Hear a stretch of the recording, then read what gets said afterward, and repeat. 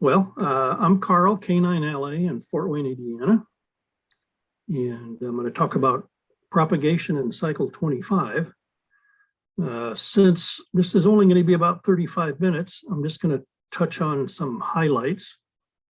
If there's any topics that you'd like to see me drill down into at a later date, that wouldn't be a problem at all.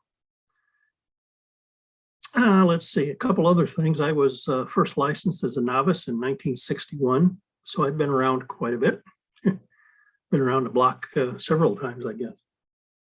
And I enjoy DXing, contesting, fixing and using vintage radios, trying to understand propagation, of course, and kind of like to travel too. My wife, Vicky, is Alpha Echo 9 Yankee Lima. That really helps a lot. And we've operated from Syria in 2001, Yankee Kilo 9 Alpha. Also from Market Reef, OJ0, which is a reef between Sweden and Finland. It's got a lighthouse on it. That was in July of 2002. And we've made a lot of trips down to the Cayman Islands, but we didn't go last year, and I'm not too sure it's going to happen this year either. So we'll just have to stay. That's okay. So let's look at what we're going to cover. It's kind of divided into four big topics. One is just basic propagation, and there's some subtopics underneath.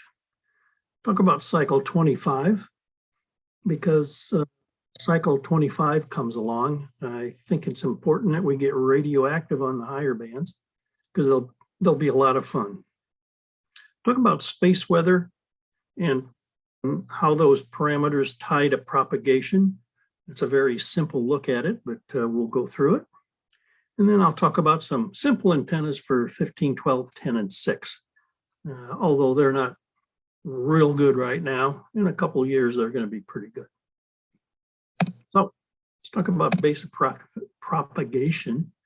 And of course, the first question is, what's a solar cycle? Well, it's also known as a sunspot cycle. And there's a sketch there on the right. And a solar cycle goes from point A, when there's a minimum amount of sunspots, to point B, which is a maximum amount of sunspots, and then back down to a minimum amount of sunspots. Let's see on that plot. It's an approximate 11-year cycle. Some have been longer, some have been a little bit shorter. So the sun does vary over the hundreds of years that we've been counting sunspots. On average, the rise time from point A to B is about 4 years, and therefore the decline is about 7 years. Again, that varies from cycle to cycle a little bit. So why are solar cycles important? Why do we pay so much attention to them? Well, for ham radio, they're important for the higher bands, 15, 12, 10, and even 6 meters, because the area around sunspots emits extreme ultraviolet radiation. And that is the true ionizing radiation for the F2 region. Now, the F2 region is responsible for most of our long distance or DX contacts on HF, so it's pretty important. Now, when we have more sunspots, we have more extreme ultraviolet. That means we have more F2 region ionization. That means the maximum usable frequencies are higher. I'll get into MUFs in a little bit. And all that means that's the best propagation on the higher HF bands. And you can see on the plot I've indicated where that occurs. The best propagation for 15, 12, 10, and 6 is around solar maximum. And of course, that varies by how big the cycle is. With a big cycle, of course, the period for the higher bands will be longer than for a small cycle. Now, solar cycles are also important on 160 in the lower bands, 160, 80, 60, and 40. When we have fewer sunspots, two things happen. There's less ionospheric absorption down in the D region, and there's less disturbances from the sun. That results in the best propagation on the low bands, and that's indicated in the sketch there at the bottom. Around solar minimum is the best time. Solar radiation, well, that's what starts the ionization process. The sun emits electromagnetic radiation at many wavelengths. You can see that on that graph there on the left. The graph goes from extremely short wavelengths, we're talking nanometers, all the way out to meters. For example, way on the right, there's 160 meters. The most intense radiation from the sun is at visible light wavelengths. And that kind of makes sense because that's where our eyes kind of, evolved. The energy of a photon of any of those wavelengths is proportional to its wavelength. Or inversely proportional to its wavelength. So the shortest wavelengths have the highest energy, and that's important because a photon needs to have enough energy to knock an electron off an atmospheric constituent. In other words, ionize it. And that green line, if you follow that all the way to the left, you can see where the ionizing wavelengths are, very short wavelengths below the at least in shorter wavelengths than visible light. And you can see where 10.7 centimeter solar flux is.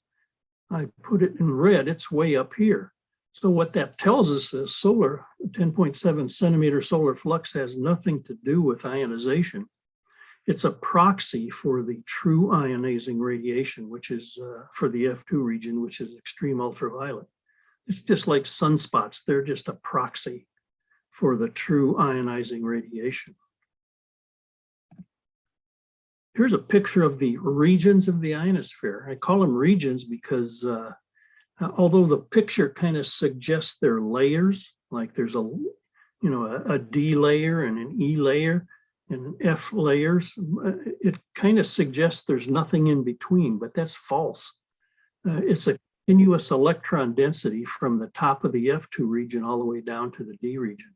So it's better to call them regions because they do extend over a significant amount of kilometers. In the daytime, you can see on the right of that picture, we have an F2 region, we have an F1 region, we have an E region, and we have a D region. At night, the F1 and F2 regions combine, and the D region, for all intents and purposes, goes away for HF operation. So all we have is an F2 and an E region. The E region is significantly reduced, but it's still there. It still has a peak, and it can impact 160 meters. The first region discovered by Appleton, Sir Edmund Appleton, was determined to be around 100 kilometers, and he named it the E region for electric. So that's where the E comes from. And after the higher regions were discovered, F1 and F2, it just followed that they should be next in the alphabet. And then when we discovered the D region, it was obvious that it should be going the other way in the alphabet from E down to D. That's how they got named. There's nothing special why, E doesn't stand anything except for electric. And that's what they thought it was, just an electrically conducting layer. The F region goes from about 150 to 400 kilometers. You can see where the F region is considered to be, and also the F2 region. It's the highest in altitude, and that's pretty clear to see. And so that gives us the longest hops. That's good. The F region has the highest electron density. That gives the highest maximum usable frequency. Again, we'll get to that in a little bit. And that means it's best for the higher bands, 15, 12, and 10. Now, just for a quiz later, of course, the F2 ionization sources, it's extreme ultraviolet, and it's atomic oxygen. So that's what's up at those altitudes, atomic oxygen, and it's ionized by the extreme ultraviolet radiation. The next lower region is the E region. It goes from about 90 to 150 kilometers. It gives us shorter hops because it's lower in altitude. And it can even block signals from getting to the higher F region, which means it'll block signals from getting up to the F region for long hops. The ionization sources are soft X-rays. In other words, those are X-rays between 1 and 10 nanometers, pretty short. And it's mostly with molecular nitrogen and molecular oxygen. The D region is the lowest, 60 to 90 kilometers. Its claim to fame is it's a detriment to propagation because it causes absorption. In other words, our signals lose strength because they go through the D region. Of course, the D region diminishes at night, but it's still there just a little bit and can still cause some absorption. For the D region, X-rays, which are even shorter than the E region X-rays, 0.1 to 1 nanometers, and there's a hydrogen spectral line at 121.5 nanometers, and the main species down there are molecular nitrogen, molecular oxygen, and nitric oxide. And of course, the whole concept of different regions forming is because there's different wavelengths ionizing radiation, and the atmospheric constituents vary versus height, and they're not all the same. So that causes our multiple regions. So what is the maximum usable frequency? Well, there's a sketch there from point A to point B, and the MUF is the highest frequency that propagates between A and B at a given time, in a given month, at a given phase of a solar cycle. Now, on the left, if the operating frequency is greater than the MUF, the signal will go through the ionosphere. So it's kind of lost. If the operating frequency is less than the MUF, it can refract back to Earth. And that's what that little sketch on the right shows. It goes from A up to the ionosphere and then back down to B. Now, the highest elevation angle that still refracts back to Earth determines the skip zone distance. And of course, one way to reduce the skip zone distance is use NVIS, near vertical incident skywave propagation. It can, and you do that by just going lower in frequency. 160, 80 are really good bands to use, especially in a winter months at around a solar minimum, because the F2 region is kind of low, and you have to go lower in frequency because lower frequency waves are bent more than higher frequency waves by the ionosphere. So, hey, I'll mention some disturbances to propagation. There's that picture of a solar cycle again. And there are basically three causes of disturbances to propagations. One is coronal mass ejections, CMEs. The other is a big solar flare, like an M class or an X class. You'll see that, like at spaceweather.com, when a big solar flare occurs, and also coronal holes. CMEs and coronal holes can reduce the F region ionization. In other words, they could screw up the F2 region, and that really causes havoc with our propagation. A big solar flare can cause increased D region absorption. That doesn't help either. Now, when do those mostly occur? That's on that little sketch on the left there. CMEs and big flares are most prevalent around solar maximum. We're not at solar maximum, that's for sure. Coronal holes, which are probably even worse than CMEs in terms of screwing up the F2 region, are most prevalent during the decline of a solar cycle. Now, we're kind of past that. And that puts us over there on the left. We're in the quietest time of a solar cycle in terms of disturbances to propagation.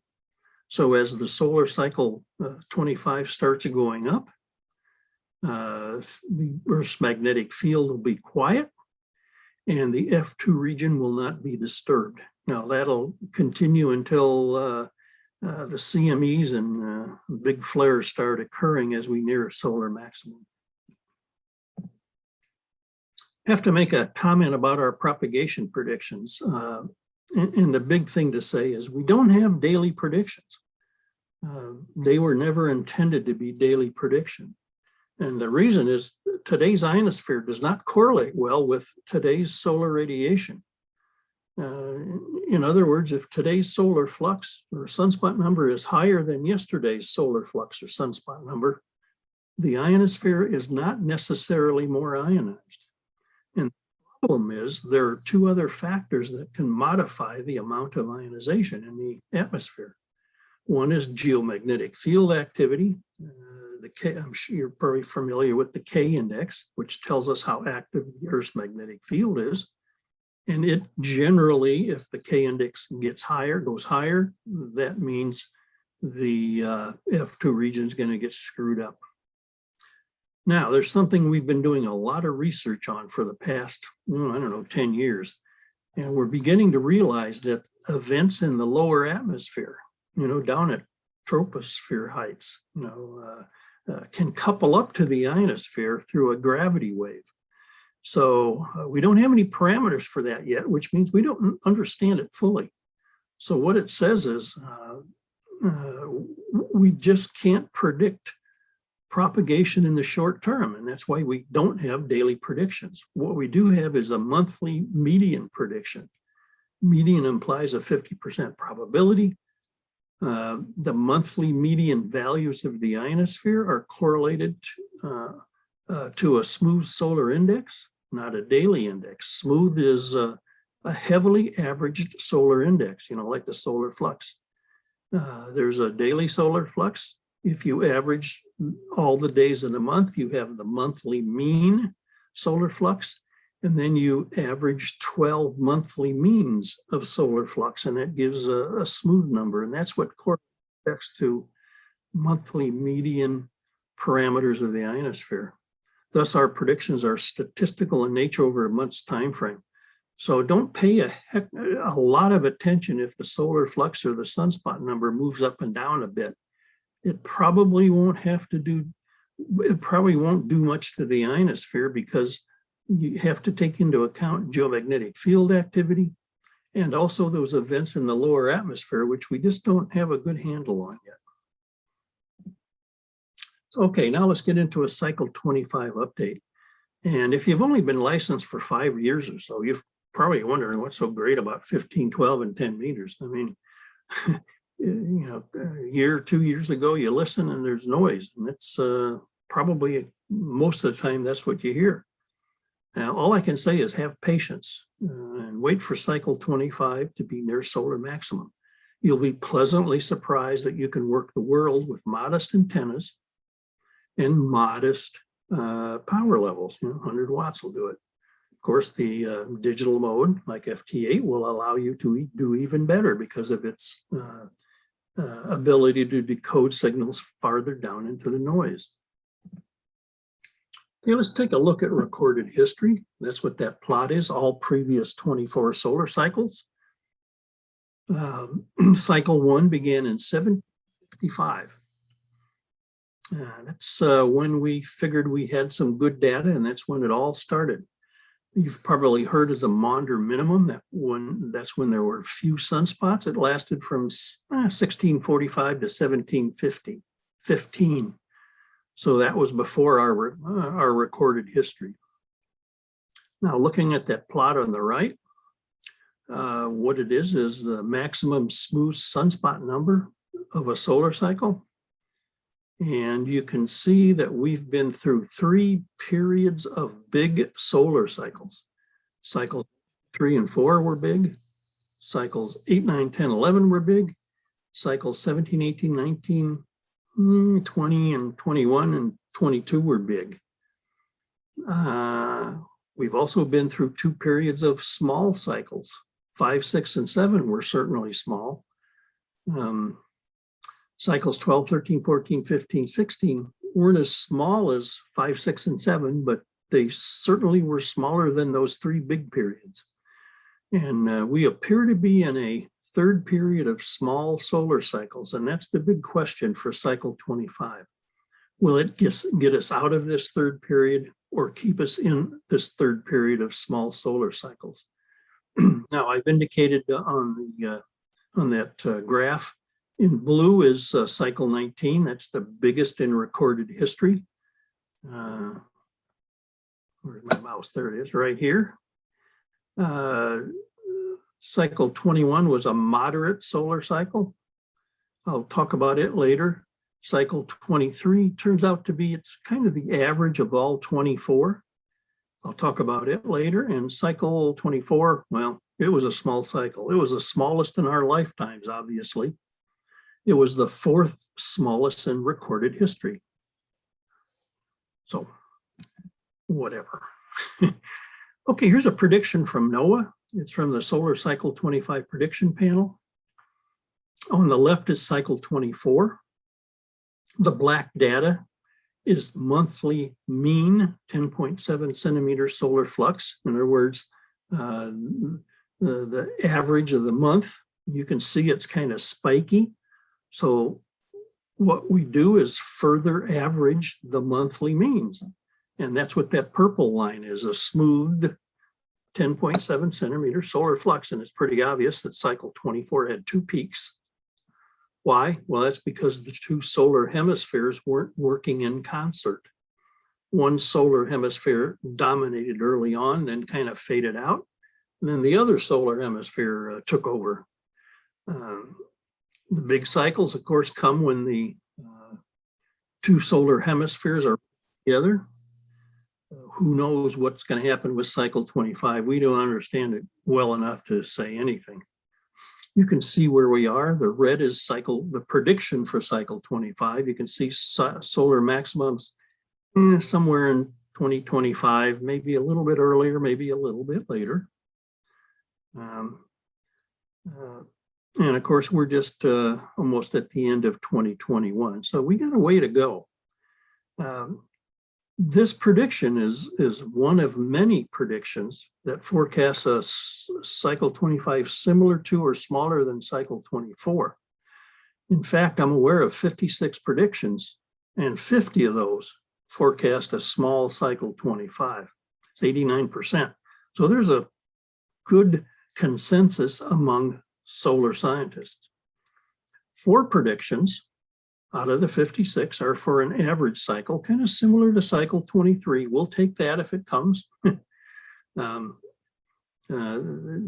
had good 6-meter F2 propagation around solar maximum, and of course the higher bands were really doing very well. There are 2 predictions for a big cycle, similar to cycle 21. If you remember that from that earlier chart of all 24 solar cycles. There was a 3rd prediction for a big cycle, but last month, I believe it was last month, it was downgraded by the authors to an average cycle because something just didn't happen that they'd expected it to happen back in April 2020, and it hasn't happened yet. So we may see another revision downward of their prediction. This is Dr. Scott McIntosh and his crew, his colleagues. And I think he's giving an update tomorrow night to the Willamette Valley VX Club. And if I can stay awake, I might listen for that. It's ought to be interesting to what's going on. So how is cycle 25 doing? Well, one of the things we know from the history of the 24 cycles is a big cycle rises faster than a small cycle. Kind of obvious that it's going to have to do that. So the green plot is cycle 24. That's the small cycle we just had. The orange plot is cycle 23, an average solar cycle. And the blue plot is the big cycle 21. The red is what cycle 25 has done so far with the data we have. It's starting its ascent. That's good. I don't think there's any chance that we're going to have a Maunder minimum. Cycle 25 is kind of starting slow right now. And you can see that it's kind of following the moderate cycle 21, which is pretty darn big. And it's kind of following the green small cycle. Is it going to continue there, or is it going to end up somewhere in between the green and the blue? We just don't have enough data yet. And I think maybe 6 to 12 more months of data will probably give us a much better clue as to where cycle 25 is headed. So what are the bands doing right now? Well, 15 meters offers some decent worldwide propagation on a few days of the month. 12 meters is kind of quiet, but there are occasional openings to the south, to the Pacific, and worldwide. 10 meters is mostly noise, very occasional openings to the south, to the Pacific, and worldwide. But we got to remember, we're entering the fall months, and the fall months are really good for the ionosphere in the northern hemisphere. So things will get better in conjunction with cycle 25 rising a bit. So I think we're going to see a noticeable improvement on 15, 12, and maybe even 10 meters. Now, I mentioned it earlier, the digital modes offer more opportunities due to their signal to noise ratio advantage.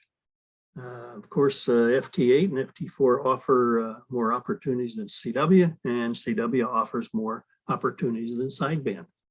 And it's just a fact of life. And, take advantage of the digital modes.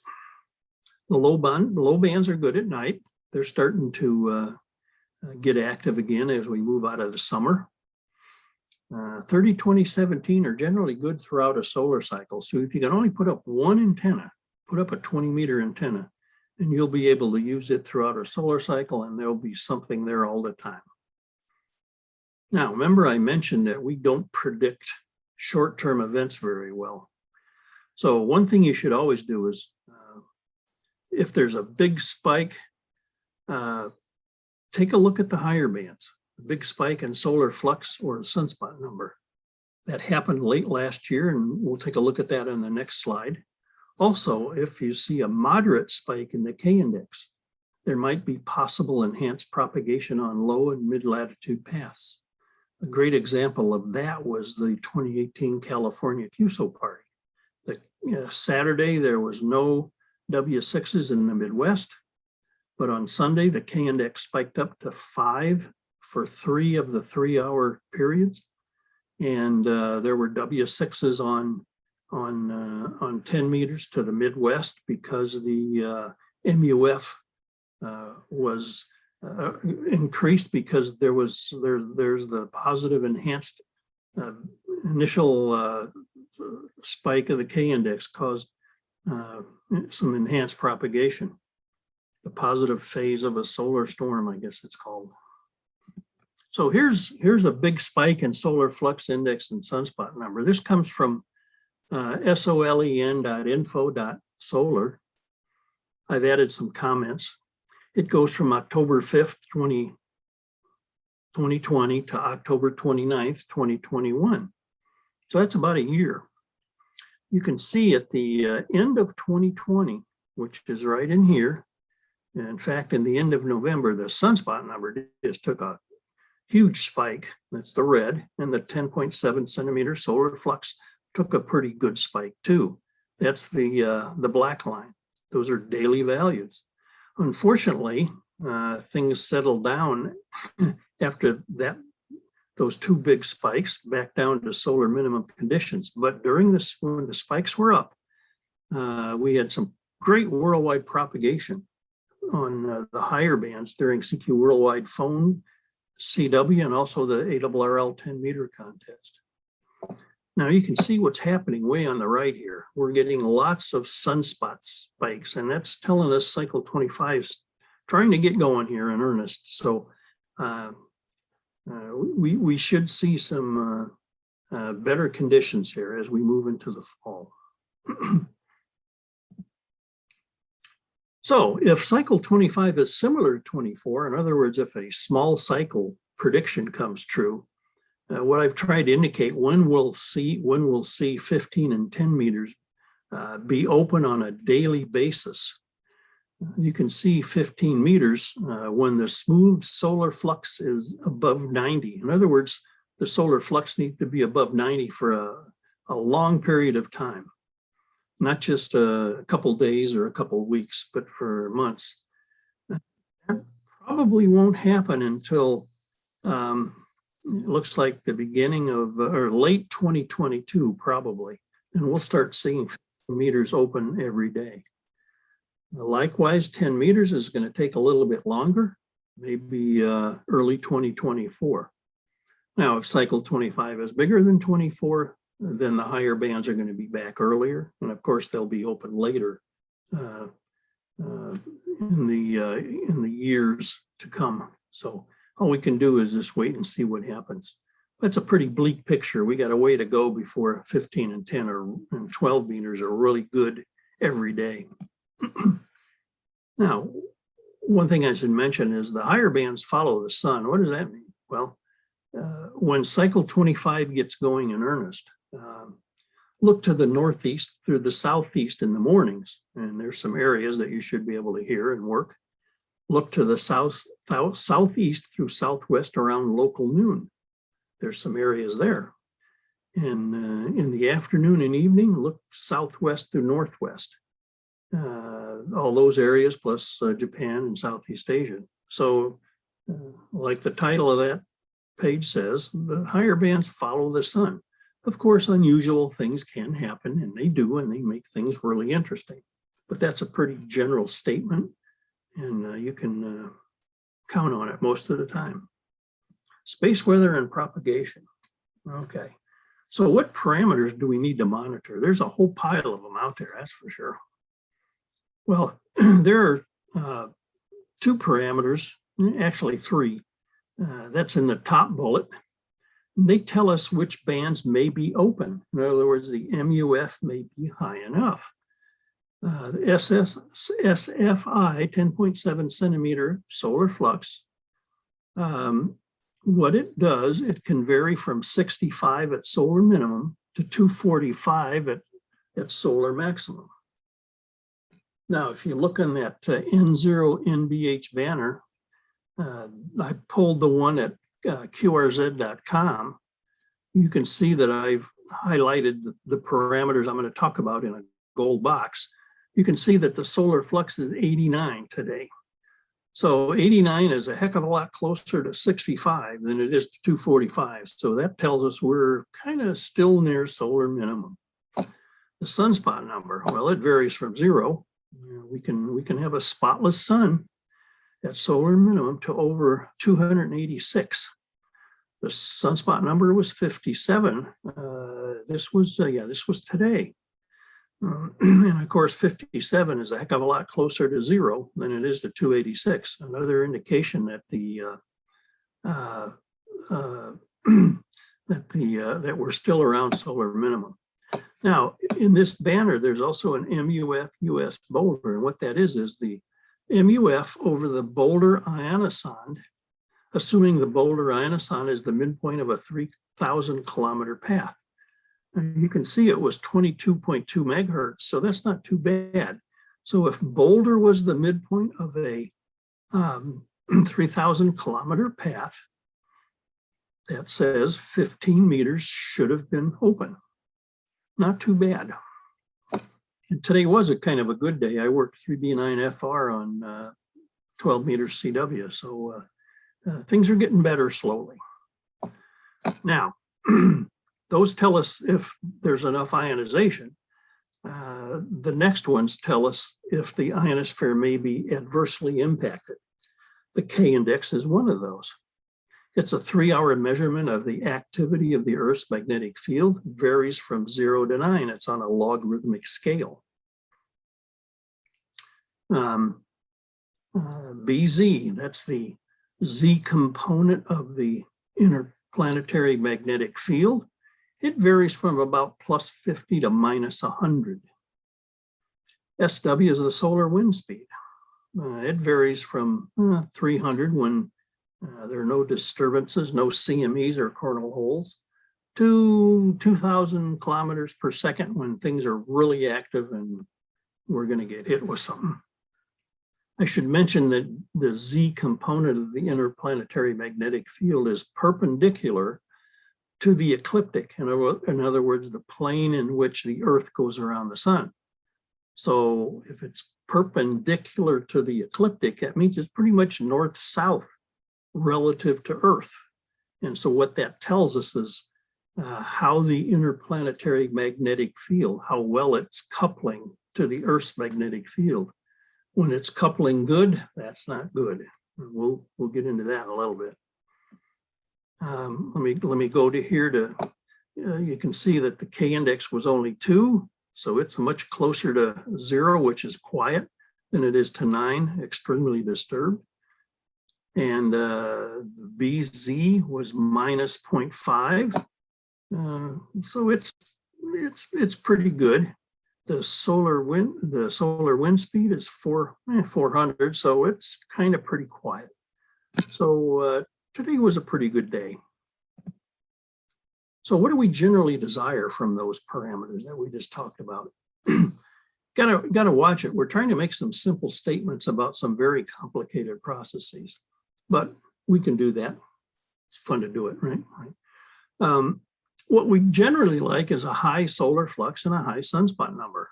That means the higher bands will be open. And I've tried to indicate here with various values of those two parameters, what's going on.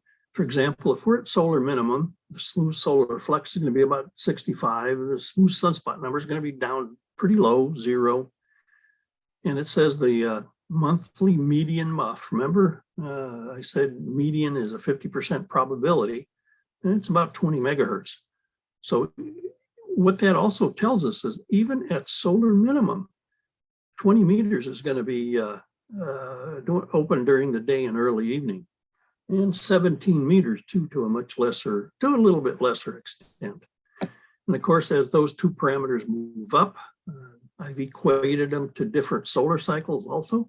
For example, if the smooth solar flux is 170, the smooth sunspot number is probably going to be around 179, and that's going to be kind of like the maximum of cycle 23. And the MUF is going to be pretty good here in the fall winter months on a mid-latitude path. So you can kind of get an idea of what's going on. Just remember that these are smooth numbers, not daily numbers. We'd like generally the K index to be less than or equal to 3. That means the Earth's magnetic field is not very active and it's not going to screw up the F2 region. We'd like the BZ to be positive or very slightly negative. It was very slightly negative on the last slide. It was minus 0.5, so that's pretty good. So that says it's quiet. And we'd like the solar wind speed to not be too much greater than 400. So you can see from that N0 NBH banner that all three of those kind of told us the same thing, that things were kind of quiet and the ionosphere wasn't very disturbed. Now, if you don't want to go through all those numbers, go to dxmaps.com, and that's what that figure is. I selected a world view. I selected 17 meters, okay? And that's from September 29th, that's from today, from 1939 to 2005 UTC, 2005 UTC. You can see North America was working Europe, was working Africa, down in South America, and just having a great time. There's some similar info at PSK Reporter and WhisperNet, but what it tells you what's going on, who's working who right now. So you really don't need to look at the K index and the solar flux and the sunspot number. That map will tell you what's going on right now. And of course, it takes into account the solar flux, the sunspot number, and also the K index and the BZ and the solar wind speed. because if those parameters were not acceptable, then you wouldn't see all those lines there, people working everybody else. We can also get a picture of the real-time ionosphere nowadays. That's pretty good. This comes from Kilo Charlie 2 Golf. It's updated every 15 minutes. There you can see some dots there. They have numbers in them. That's the ionosphere data. The MUF for a 3,000 kilometer path, assuming it's the midpoint. And what he adds is contour lines. So you can see how the MUF is varying throughout the world. This was today at 21:15 UTC. Now, it would be really nice if Kilo Charlie 2 Golf would allow you to add a great circle path from your QTH to a target QTH. Then you could actually see the MUF all along the path. You can, kind of draw straight lines for shorter paths. For example, from Florida to South America, it's pretty much a straight path. But when I work the 3B9FR over here, just east of Madagascar, the actual great circle path went up and then down. And if that was on there, I could see what the MUF is probably doing and why it worked, why I worked them. Now, there's also beacons that we can listen to or use. The reverse beacon network is pretty popular. You can call CQ or say test on CW, and then you can go look at software-defined radios to see where your signal was heard in the world.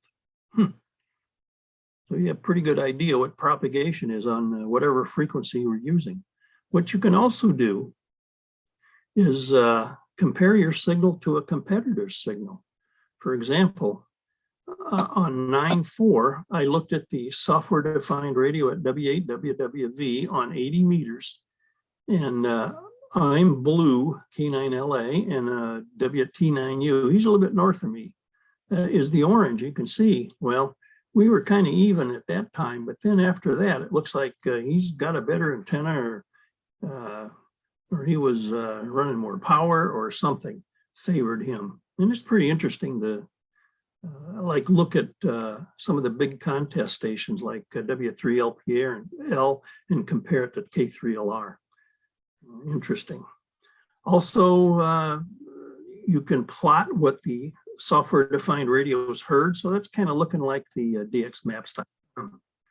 And that was a couple of days ago at 2100 UTC on 17 meters. So you can see 17 meters is kind of doing good the past several days. You can also listen to the IARU Northern Cal DX Foundation beacons. There are 18 beacons worldwide. You can see them there in that map. They're on 20, 17, 15, 12, and 10 meters. Each of the 18 beacons transmits for 10 seconds on a band. So 18 beacons, 10 seconds, 180 seconds, 3 minutes. In 3 minutes, you can tell what worldwide propagation is by listening to those 18 beacons. There's some software by VE3NA that'll help you to use that. And you can see that what it also does, it can determine if the path was short path or long path. And you can see here's a station on Italy was listening to the Peru beacon on 15 meters back in 2014. And for a while it was long path, and it switched and it was short path. So lots of good information. And if you're really interested in propagation, it's fun to dig into all that kind of stuff. Okay, some simple antennas for 15, 12, 10, and 6. Well, 15 meters is kind of easy because if you've got a 40-meter dipole or inverted V, you can use it on 15 meters. There's a plot of my 40-meter inverted V. It's centered at the middle of the band, 7.15, and you can see the SWR is pretty good, less than 2 to 1. And there's the SWR on 15 meters. It's about 2.3 to 1 or something like that. More than likely, your modern rig will need either an internal or an external tuner to handle that, or it might start and shut back in power a bit. If you have an old tube rig, you don't have to worry about it because the Pi network will allow you to load that no problem. You can see that the 40 meter inverted V resonates well above 15 meters. So that's unfortunate, but that's the way it happens. A vertical antenna works pretty good too with 4 elevated radials. I have a Hustler 4BTV. I've used it on the higher bands and I had a lot of fun with it. Of course, you can just put up a 15 meter dipole. It's only about 22 feet overall length. Put it up 20 feet and you'll have a heck of a lot of fun. Of course, an inverted V is a little easier because you only need one support. Or 15 meters, you're starting to get into the area where maybe you want to put up a 2-element Yagi. 2-element Yagi on 15 is only a 6-foot boom. The elements, again, are about 22 feet long. Of course, you need a rotator. About 12, 10, and 6. Well, if you put up a dipole or inverted V, there's some lengths. For example, on 12 meters, each side's about 9.4 feet. That's not too bad. Here a 2-element Yagi is coming into its own.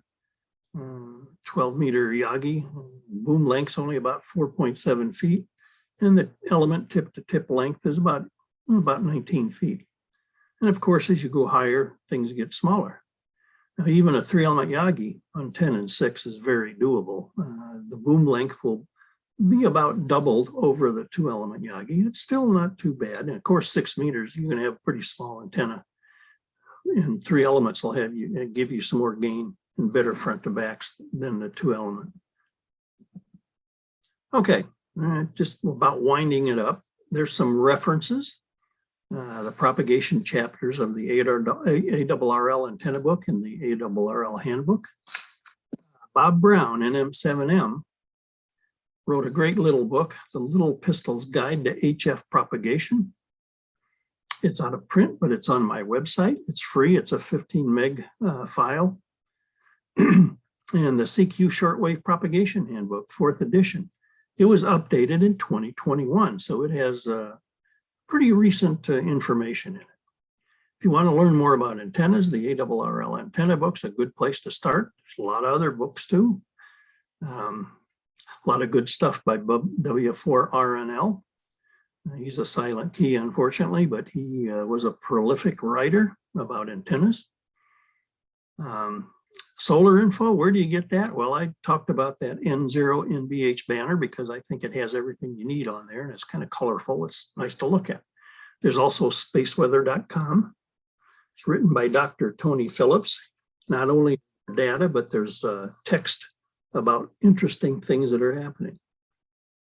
NOAA has the Space Weather Prediction Center, swpc.noaa.gov. They are a little bit more technical and have a lot more data on the space weather. VE3EN has solarham.net. And of course, there's Dr. Tamitha Skov, Whiskey X-Ray 6 SWW, Space Weather Woman. And she does regular videos talking about what the sun's doing and how it's going to affect propagation. So take a look at her website. And I should mention that I will send a PDF of this to Dan, and he can do whatever he wants with it. He can do it, yeah, he can do whatever he wants with it.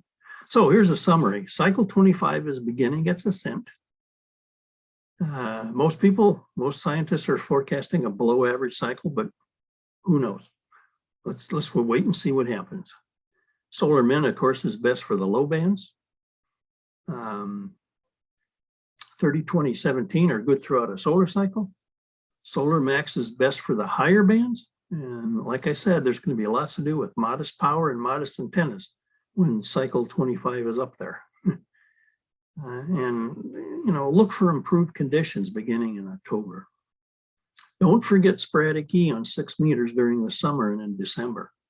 The East Coast and some of the Midwest have had a fantastic 6-meter sporadic E season into Europe and Africa and all that. Wow, it was a good one. And of course, we just saw that antennas are of a reasonable size on 15, 12, 10, and 6. Hopefully you can get one of those up and get ready for cycle 25. And of course, until that happens, use the digital modes.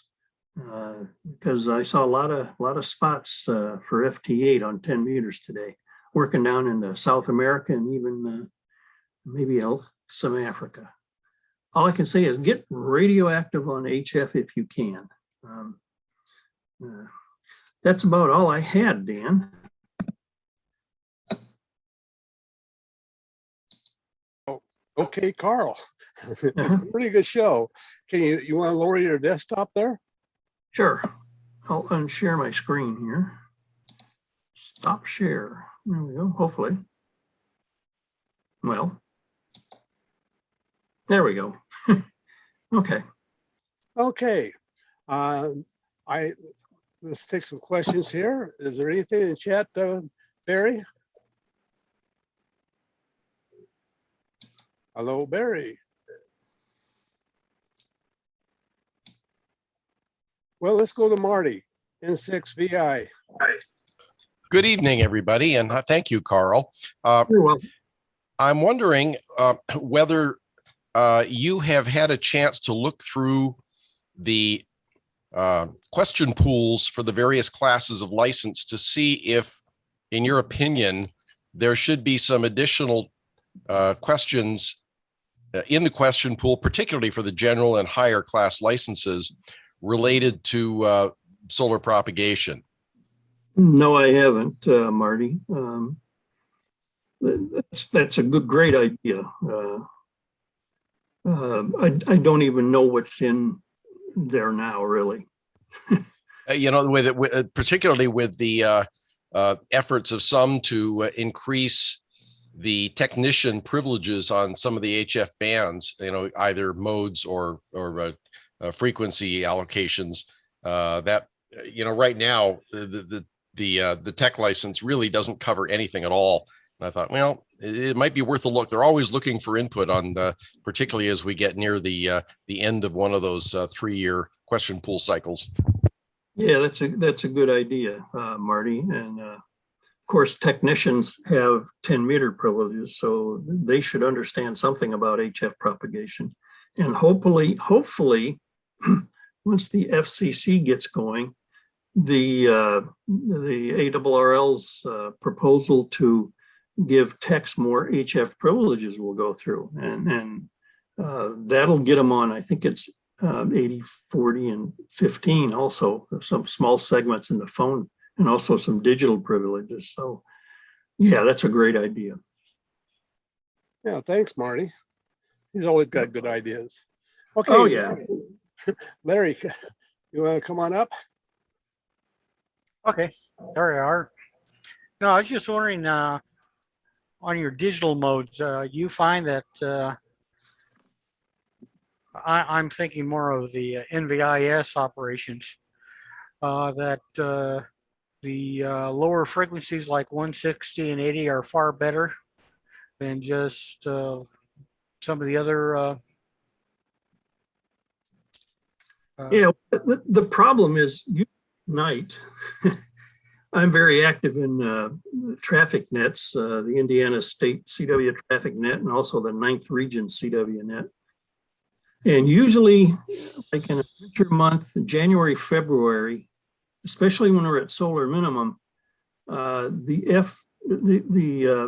F2 region can't even support 80 meters.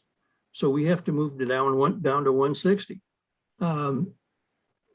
Yeah, I'm sure the digital they'll follow the same trend as CW or sideband. So yeah, use them for NVIS. They should work just as good. Okay. Well, thank you. Great presentation. It was. Thank It you. was excellent. Well thought out. Well presented. Thank you. This is really great. Yes. Are there any more questions here? I don't see anything in chat. Maybe Barry does. You back yet, Barry? I'm here. Marty wanted to know, will the low bands be totally dead on the down cycle on cycle 25?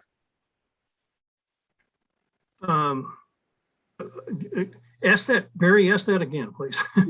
He wanted if the low bands Yes. will be totally dead on the down cycle for the cycle that's coming up. You mean, are you saying the low bands weren't as good as you thought they should be? I don't know. That's not my question, but. Oh, okay. I guess it's late here. I guess I didn't understand your question. Marty can come on and ask Yes.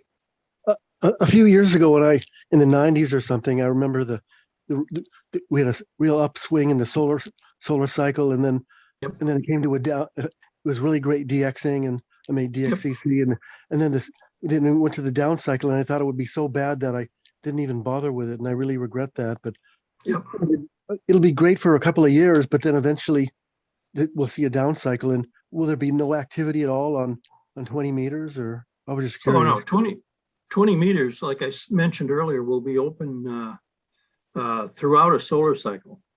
Oh, that's good to know. At around solar maximum, it'll be open throughout the night, but at solar minimum, just during the daytime and early evening. So 20 meters will be good. Of course, the higher bands are going to get really good around cycle 25 maximum, but then they're going to start falling off again as we head towards solar min between cycle 25 and 26. It's just just an up and down thing. I'm not totally convinced that the low bands aren't good at solar maximum, because a lot of guys who are patient and stay there during solar maximum can work a lot of stuff on the lower bands. Most people, instead of, at solar maximum, you might as well get on the higher bands where the signals are, S9 plus something, as opposed to down on the low bands where your signals are kind of around the noise. Okay. Are there any more? Okay. Peter, you got your hand up there in Nevada. Actually, it's Nevada City in California. Oh, there we go. My question is, can you talk a little bit more about NVIS and what frequencies are good for that, and what sort of things do we look for to make that successful? Yeah. Well, I think the best NVIS bands are 80 and 160. And it all depends on, I mentioned that the E region pretty much goes away at solar minimum. And unfortunately, the F2 region also is reduced at solar minimum. And that's generally the time you're going to have to go to a lower frequency and use NVIS propagation. And the reason, of course, is because I mentioned it, that the lower in frequency you go, the more the wave bends for a given electron density profile. So you just got to go lower in frequency and always think about 80 and 160. Of course, start on 40, but if it's not working, go down to 80. If that's not working, go down to 160. Thank you. Yep. Yes, thank you very much. Good information. Are there any more? Let's go back to Barry. See anything in chat there, Barry? Nothing in chat, but I just have a comment. I know that on the peaks of some of the cycles, you could take 2 alligator clips and 2 random wires and clip them to a mattress, and you could talk worldwide. Yep. Oh yeah. Yeah. There's absolutely 10 meters is absolutely amazing how far you can talk when you're at the peak of the solar cycle. When were you licensed? In the 80s, early 80s. Okay. Yeah, you got, let's see, 79 was the peak of cycle 21, 89 was the peak of cycle 22, and they were good sized. So they're excellent propagation. Yeah. And I know you had fun working the world. Yeah. With modest antennas even. Yep. or almost no antennas, just a random wire. But like I said, a lot of bed springs are wires. You can just put a couple of alligator clips and you can work the world. Yeah. Yeah, there's a good question. If I Okay. launch a pico balloon, should I consider the total, the solar cycle when picking my whisper frequency? Yeah, right. Okay. Is it going to be just daytime or nighttime or what? That's Michael. MC6MEH. MEH. Yes. All the time. It'll be launched and operating whenever it's daylight. Okay. Well, I think 20 meters would be good. It should be. Yeah. Okay. That's everything in the chat. Marty has his hand up. Yep, Marty, take her away again. Okay, thanks. Just to kind of reinforce what Carl said earlier about, getting on the air. I've had the privilege of getting on in multi-op contests for about 20 different expeditions over several solar cycles, and often I'm the low band guy or 80 meters, and then I've jumped in up to the higher bands, and even at the top of the cycle, we still find there's some really good openings on the low bands, but you just have to expect them to be shorter. Typically they say, well, the gray line opening, if you will, where it's your morning and the target station's evening or vice versa, will be a longer interval on 40, is shorter on 80, and very short on 160. And I think that's accentuated when you're in the high part of the sunspot cycle. Conversely, when the cycle's low, you can still really kick on the higher bands, but there will be openings that you don't necessarily expect, and all of a sudden things just are there in the middle of the night. All of a sudden I was in Mauritius, and all of a sudden midnight I was filling in on 20 meter CW, and there's this rush of signals from the Midwest, and then 15 minutes later they're gone. So don't just because you don't hear something, make some noise. Don't assume that there's nothing there. Yeah, the ionosphere is very dynamic in the short term, and unfortunately we can't predict anything. So if you catch one of those, wow, it's great. Yep. Well, you got to get on and you got to try. This is probably, to a lot of the old timers, has been around for a while. There's a few gray hairs around here. This is probably, and then there's Dennis. Anyway, this is probably bringing back a lot of memories. It certainly is to me. And, oh yeah. Yeah, there was a question here. Let's see. I'm watching a chat room here. Okay. I haven't worked it backwards, but was cycle 19 the late 50s? Yeah, it peaked in late 1957. Yep. All right. Anybody else? Great questions. Great presentation. Thank you. Dennis, you wanted to have a question? I just want to make a comment. First of all, I wanted to thank Carl for joining us tonight. I appreciate, I contacted Carl, and I'm really glad that you were able to come out here and join us this evening. It's great to hear. It's good to see you again after so many years from Raytheon in Fort Wayne. Yep. Raytheon Fullerton. All right. Yep. Programs together. So it's good to see you, Carl, and great presentation. Really thank you for doing this tonight. Okay. I got to talk to you more about your vintage radios that you like to operate. I got to find that. So I've got one of my stations is my novice station, and National NC60 and a DX35. Excellent. And the other one I have is a Ranger 2 and a Drake 2B. Bringing back more memories. I've got sitting right here on the desk in front of me is my one of my novice receivers that I got in 1969. It's a Collins 75S3, so I still use it. So I'm a big Collins guy. Okay. A room full. Oh yeah. Yep. Yep. Good stuff. Well, thanks again, Carl. Really appreciate it. You're welcome. Good to see You're you. welcome. 7-3. I have to have you come back to Carl. You sound like you got a lot of things to share. Well, looking again, are there any more questions or comments there? Thank you all for coming. Yes, thank you very much. Yeah, thank you. All right. I'm going to close this out. Wish everybody a 73s. I'll get the video out there so the people that weren't here or the people Okay. who want to review it. And Carl, you said you would send me that your file, so that'll help a lot. Yeah, it'll be tomorrow morning because I saw a couple typos in there. Okay, sounds good. Yeah. Thank you very much, everyone. Okay. 73s. Okay. Bye-bye.